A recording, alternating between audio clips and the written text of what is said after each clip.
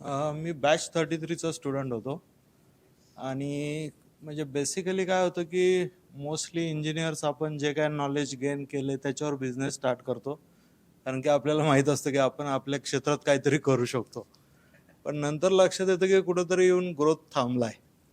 मग त्यावेळी लक्षात येतं की अरे नुसतं टेक्निकल नॉलेज कामाचं नाही, थोडंसं मॅनेजमेंट, थोडं सिस्टमॅटिक गोष्टी करणं इम्पॉर्टंट आहे.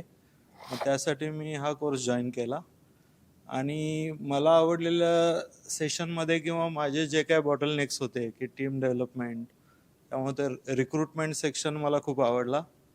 त्यानंतर डेलिगेशन, कारण की डेलिगेशन हा बऱ्याच जणांचा प्रॉब्लेम आहे, माझाही होता. तर तोही खूप युजफुल ठरला आणि 5 लेवल ऑफ लिडरशिप्समुळं काय झालं की आपली विचार करायची पद्धती, आपण लिडरशिप लेवलमध्ये कुठं आहे हे समजलं.